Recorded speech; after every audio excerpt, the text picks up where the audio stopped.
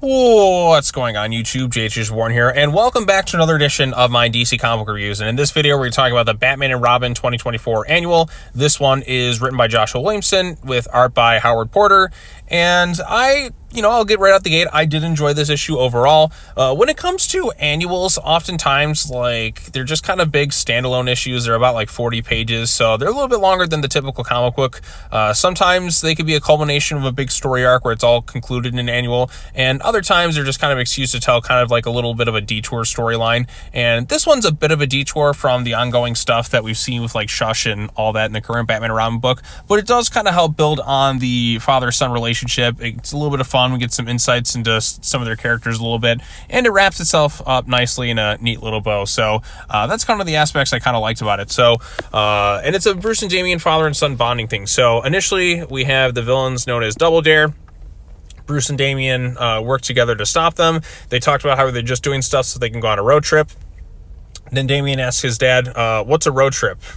How Damian doesn't know this, I don't know, but it gives us an excuse to have Bruce and Damian outside of their elements and outside the cape and cowl, if you will, trying to stop things. So yeah, so Bruce and Damian, they decide to leave Gotham, go on a camping thing for just a day so they kind of have a little bit of a breather, and they're like, hey, Damian's kind of is this really necessary? Do we really need to leave Gotham at this time like that?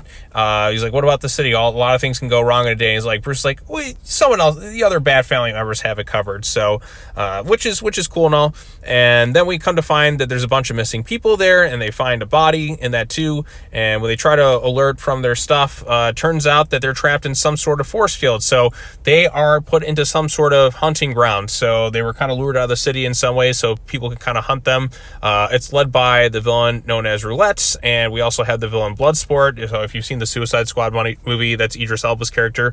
And so Batman and Robin are there without their suits and all that too, which is kind of something you don't really expect Batman to do, because generally if he leaves somewhere, his suit and that's going to be somewhere close by. He never kind of leaves without it, or as George Clooney says in Batman and Robin, never leave the cave without it. So yeah, they don't have their suits here, and they have limited supplies, and they're gonna try and find ways to kind of survive. So basically they set traps for all these hunters and all that too, and they kind of talk together, they camp, they share stories with one another as other people are getting horrifically harmed and not necessarily mutilated, but experiencing severe pain in their various traps, while they're kind of telling stories about each other. We get Damian calls back to some things, Bruce has callbacks to other events.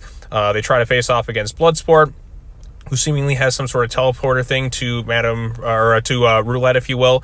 And eventually they do find ways to stop him. We get a little bit of callback to who is Bloodsport and a little bit of his history. Just one single page if you're not too familiar with him, because he hasn't been around too much. And granted, he was in the Suicide Squad movie, but James Gunn doesn't always 100% faithfully adapt some of the characters in a lot of ways. So we got that there. Eventually they're able to kind of stop Roulette, and there is some, the artwork isn't my ideal favorite. There are some shots in particular I like. For example, in the top left corner right here of the screen, that shot of Damian right there is kind of nightmarish and scary. And they do call in backup, get a signal out because they weren't able to get one initially.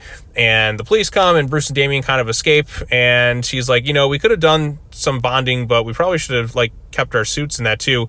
But Bruce kind of lets it know that their bonding trip was going to be a Bruce and Damian bonding thing, but he kind of knew there was some stuff going on in this area that they were going to investigate. And in some ways, it's kind of neat to see them kind of solve stuff without the suits and all that too, without getting caught. I thought that's what kind of made it a little bit more interesting and exciting. And Bruce is like, now where would the fun be in that if we took our Batman and Robin stuff? So they were put in a dangerous situation, but it was kind of fun for them because they were doing stuff without the challenge of the suits and all that too. So yeah, I know, it just seems kind of out of character for Bruce to not bring his Batman suit or Damian to bring his Robin stuff. They had some gadgets there with them just in case of emergency, but it is kind of fun to see them outside their elements. They don't have the security of their Batman and Robin suits. They have to kind of solve stuff on their own, and they get to swap stories and all that other stuff with each other. So I think the father-son bonding stuff is kind of the stuff I like to see in this book, and it's nice to have an issue because it is the annual that felt a little bit longer, because a lot of the stuff when it